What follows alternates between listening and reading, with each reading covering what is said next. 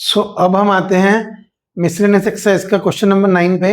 वहां पे दिया है let R be a relation from n to n natural number to natural numbers defined by a comma b where a comma b are natural numbers and a is equal to b square। तो a is equal to b square ये दिया हुआ है हमें, उसका एक equation, ठीक है, जो उनका एक रिलेशन दिया हुआ है विद दिस प्रॉपर्टी और दिस कंडीशन।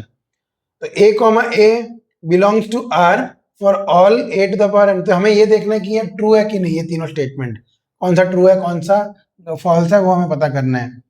तो a comma a for belongs to r, तो a कॉमा a मानना है a is equal to a square, और ये नेचुरल नंबर है a is equal to just 1, एक ही केस में हो सकता है, वो है a इज इक्वल टू 1 में। तो यहाँ लिखा है for all n, for all n मतलब 1, 2, 3 डॉट डॉट डॉट सारे नंबर्स, तो जो कि नहीं है, तो ये हुआ हमारा फॉल्स, ठीक है। अब दूसरे केस में देखते हैं। दूसरे केस में a comma b belongs to r implies, अगर ये ट्रू है तो ये इंप्लाई करता है कि ये भी ट्रू होगा। तो गिवन ये है a comma b belongs to r, ठीक है। तो a comma b belongs to r, क्योंकि वो नेचुरल नंबर है तो ultimately a comma b belongs to r भी हो रहा है। यहाँ पे अगर a comma b belong to r, तो 2,4 अगर बिलोंग कर रहा है r को ये, तो वो पूछ रहा है 4,2 भी बिलोंग करेगा r को। मतलब ये जो रिलेशन यहाँ पे r का मतलब रियल नंबर्स नहीं है, r का मतलब यहाँ पे ये वाला रिलेशन वाला r, ठीक है, ठीक है। तो a कॉमा बी अगर रिलेशन में है तो b कॉमा ए भी इसी रिलेशन में है, तो 2,4 सॉरी ए बी है ना, हाँ, तो 4,2 है इस रिलेशन में, मतलब a की वैल्यू 4 b की वैल्यू 2, तो ये है बट ये नहीं है, तो इसका मतलब ये ट्रू है और ये ट्रू नहीं है। अगर ये ट्रू है तो हर बार ये ट्रू नहीं है, तो ये भी हमारा फॉल्स आएगा, ठीक है। तीसरे केस में अगर ए बी आर में है रिलेशन में, इस रिलेशन में है, बी सी भी एक ऑर्डर पेयर है इस रिलेशन में, तो ए सी भी इस रिलेशन में एक ऑर्डर पेयर है फॉर ऑल, तो मतलब ये हमेशा ट्रू तो होना नहीं चाहिए, तो हमें काउंटर एग्जांपल सोचना पड़ेगा। तो अगर 2,4 है, दूसरे में 4,8 है, सॉरी ऐसे नहीं लिखना है, उल्टा लिखना है, 4,2 है एंड 8,4 है, 8 नहीं 16,4 है, ठीक है। तो ये पूछ रहा है कि 4,4 भी है क्या, तो आंसर, तो ये देखो ये ए कॉमा बी है, ये ए कॉमा बी है, ये बी कॉमा सी है, तो यहां पे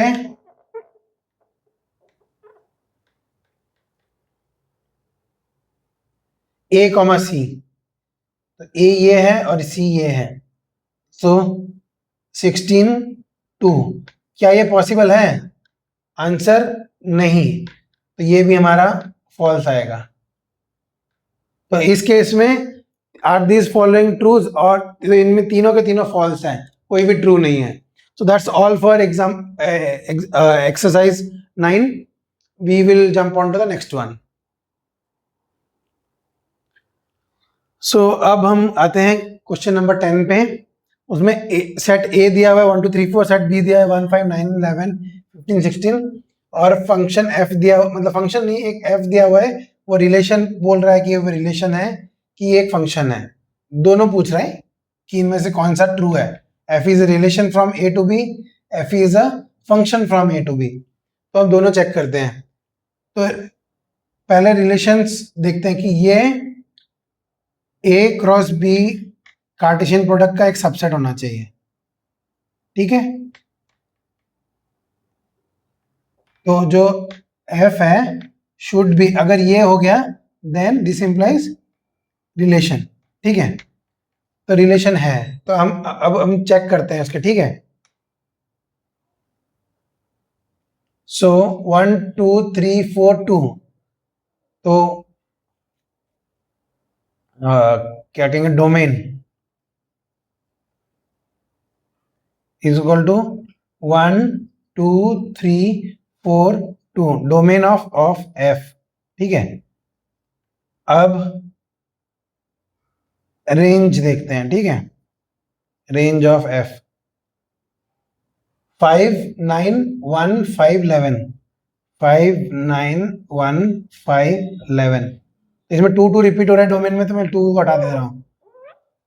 तो सेकंड रेंज क्या है, 5 9 1, और 5 रिपीट हो रहा है, 5 को हटा देता हूं। 5 9 1 11, 5 9 1 11, तो कोड मैंने रेंज बी में जा रहा है, और ए 1 2 3 4, जो कि ए 1 2 3 4 सारे डोमेन के, तो डोमेन का मतलब domain is a subset of A, nothing but actually it is actually equal to A. तो equal to A, that is domain is a subset of A. ठीक है, और अब ये देखना है कि ये सबसेट ऑफ बी होना चाहिए, तो and range subset of B. तो दिस इंप्लाइज हमारा ए क्रॉस बी, तो this implies f is a subset of A cross B. This implies f is a relation. ठीक है, अब दूसरा देखते हैं। तो इसमें भी हमें जस्टिफाई करना है, तो मैंने जस्टिफाई किया, वो मैंने लिखा नहीं, यहां पे मैं लिख देता हूं। तो जस्टिफाई कर दिया। तो ये क्या है, f is a relation because domain belongs to A, range belongs to B, and thus f is a subset of A cross B, so f is a relation. अब हम f is a function from A to B देखना है, तो हम एक case देखेंगे जहां 2,9 दिया है, 2,11 दिया हुआ है। So since f is a relation and 2, यहां पे हम सम लिखेंगे। ठीक है, कुछ सम एलिमेंट्स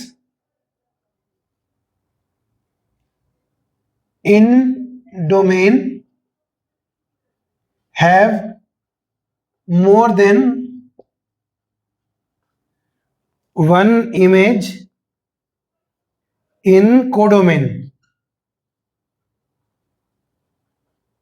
दिस इंप्लाइज, देखो तो यहां क्या, एफ इज अ रिलेशन, तो कुछ एलिमेंट है जो डोमेन में है जिनके एक से ज्यादा इमेज है। तो कोडोमेन में क्या 9 एंड 11 है, 9 एंड 11 है, और वो दोनों के दोनों का प्री इमेज 2 है। तो कुछ एलिमेंट्स के एक से ज्यादा इमेजेस हैं कोडोमेन में। This implies f is not a function. ठीक है, तो जस्टिफिकेशन दे दिया एफ फंक्शन क्यों नहीं है, जस्टिफिकेशन दे दिया एफ है रिलेशन क्यों है। ठीक है, तो that's all for question number 10। Will jump on to the next one. So अब हम आते हैं क्वेश्चन 11 पे। इसमें पूछा है let F B the subset of Z cross Z. तो जेड क्रॉस जेड मतलब इंटीजर टू इंटीजर का एक कार्टेशियन प्रोडक्ट बनाया, तो F B A subset of it, मतलब एफ होगा एक relation, one of the relations. ठीक है, defined by F is equal to A B A plus B, where A comma B are belonging to Z. तो is F a function from Z to Z? Justify और answer. तो Z to Z, ठीक है। अब क्या आएगा, तो हमको देखना है कि F is a function, is F a function. Function होने के लिए क्या है, तो ये डेफिनेटली सबसेट है, तो ये एफ इज अ रिलेशन। ठीक है, क्योंकि subset of Z cross Z. ठीक है, since it is a subset of Z cross Z, तो एफ इज अ रिलेशन। अब देखना है कि F is a subset, sorry F is a function और नॉट। तो फंक्शन देखने के लिए क्या होगा, हर ए बी के टर्म, एक ए बी के लिए A plus B exactly one image होना चाहिए। तो इंटीजर है, ये भी एक इंटीजर है, तो हमें ऐसे केस देख रहे हैं जहां पे एक से ज्यादा इमेजेस बन रहे हों, क्या कोई ऑप्शन है? तो A B can be zero if A और B is equal to zero, then A plus B can take many values. Hey. So 0 comma 0 plus 1, so देखो 1 into 0, so ऐसे लिखते हैं. So possible ordered pairs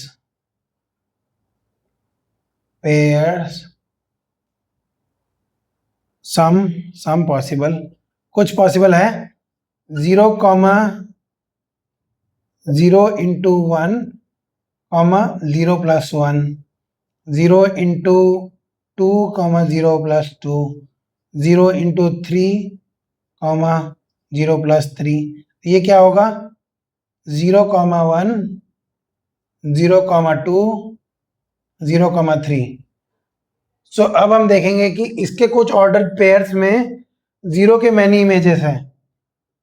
so we find that some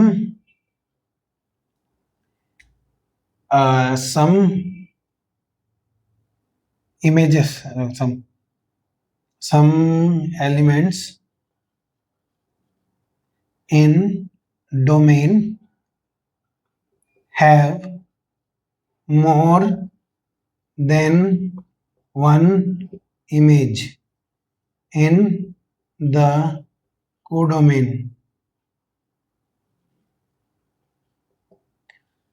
We find that some elements in the domain have more than one image in the codomain. तो 0 के बहुत सारे images बन गए, 1 2 3. तो दिस इंप्लाइज f, जो कि ये है, f is not a function. ठीक है. तो f, तो जस्टिफिकेशन क्या है? ये है जस्टिफिकेशन. यहां पे एग्जांपल है. ठीक है. So that's all for question number 11. Will jump on to the next question. So अभी लास्ट क्वेश्चन है मिसलेनियस एक्सरसाइज का.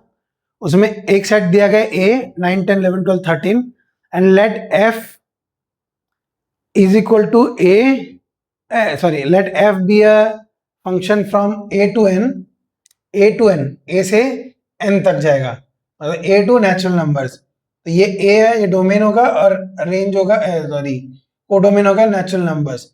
Defined by f of n equal to the highest prime factor of n. Find the range of f. तो highest prime factor मतलब order pair में क्या बनेगा? पहले ए का टर्म बनेगा ये, और then highest prime factor of A. तो ये कुछ बनेगा, ये हमारा एफ ऑफ एन है, एफ ऑफ ए बोल देता हूं. ठीक है. और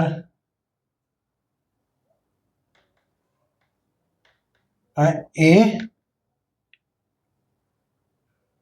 बिलोंगिंग टू ए. ठीक है. और ये एन हो सकता है. ठीक है.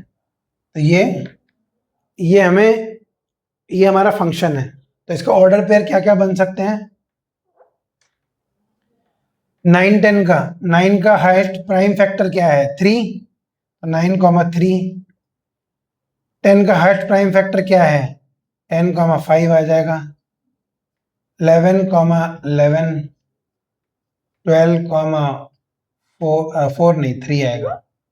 12 का हाईएस्ट प्राइम फैक्टर 3 है, एंड 13 का 13 आएगा. तो हमें रेंज निकालना है. Range is nothing but all possible values of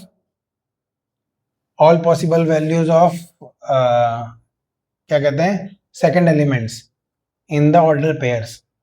तो रेंज क्या आया? 3 5 11. 3 तो फिर से रिपीट हो गया, 13। सो ये हमारा रेंज है, ये हमारा आंसर है। So that's all for question number 12 and we solve all the miscellaneous exercises. So अगर आपको मेरा कंटेंट अच्छा लग रहा होगा तो please like share and subscribe. Thank you.